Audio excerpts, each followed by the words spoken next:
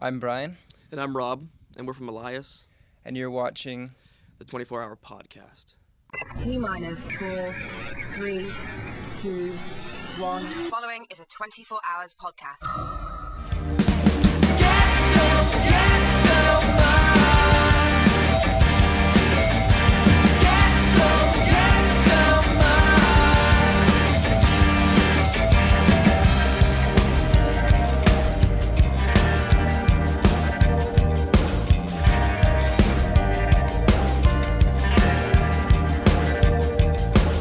Called Elias. Is there a certain story that goes behind the name of the band?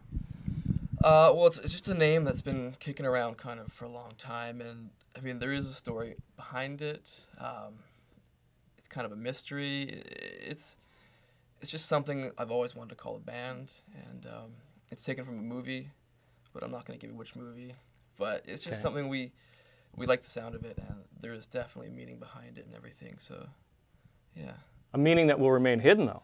Well, slightly, yes. Okay. Yeah.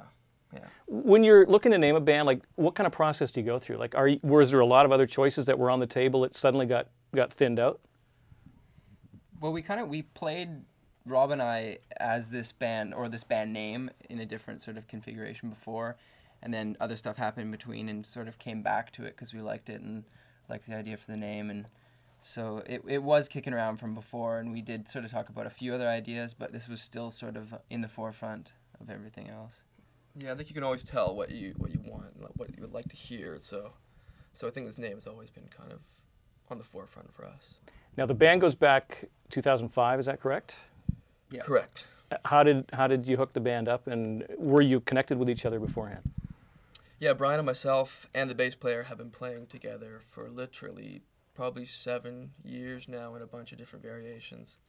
And the last band kind of failed, so we kind of wanted to start fresh. So we pretty much found a new drummer and started this band right off the bat, and had a new mission statement and new goals, so we wanted to do things right from the start. And was it immediate? Like, were you all on the same page right away? Pretty much, yeah. It was sort of, we sat down and talked about things beforehand, and once we actually sort of started, it was like hitting the ground running with all our ideas and songwriting and stuff. So that's been kind of nice. It's been a bit of a refreshing change from other projects in the past to have that direction and have everyone, a united front. And your brother is in the band. He is. Okay, now is that the best thing that could happen, or can it get awkward at times? It's both. It's the best and the worst.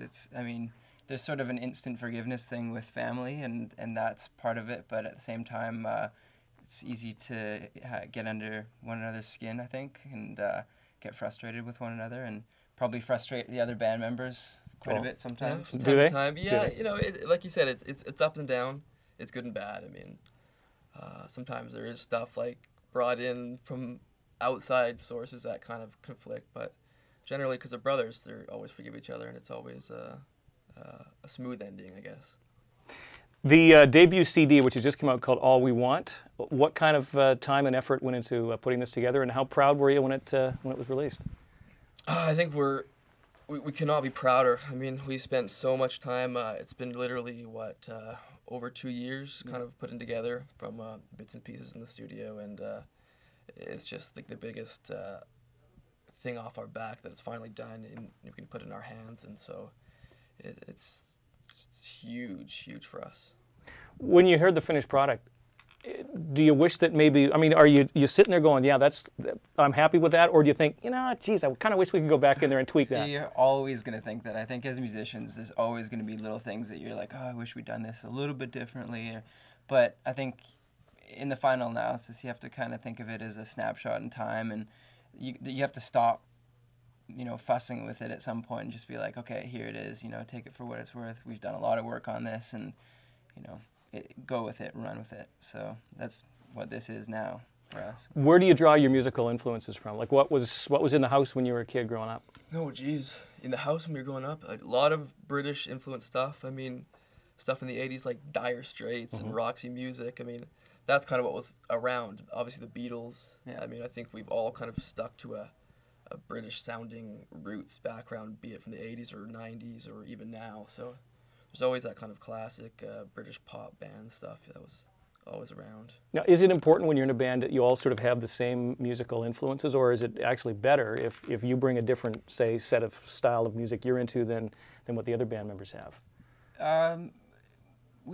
I think it's good when you bring other things to the table, because, you know, it's if you're too far in one direction, you can get kind of stuck, and so it's nice having a little bit of you know, different opinion or different thoughts on approaches to songwriting or how the song is going to turn out in the end. So it's nice. It's nice to have, like, I mean, I think a lot of the time Rob and I sort of tend to come from a different direction than the other two guys, but I think that works because it, you know, in the final analysis, you got a song that has not just two people that are putting, Yeah.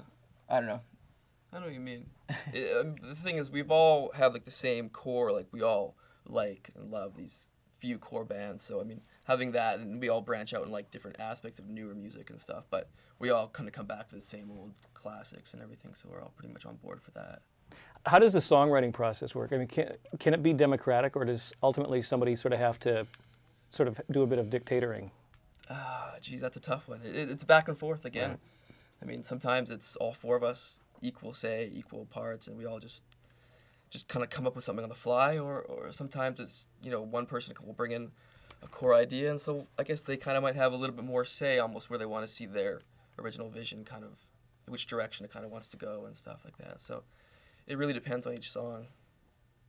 You've got the lead album out, All We Want. Have you worked on the video process yet? Is that something you're pretty pumped to do?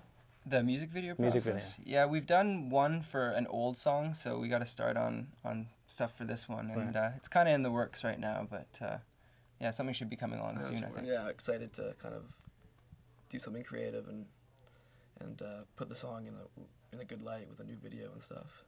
What do people get out of an Elias live stage show? A lot of energy, I think. Okay.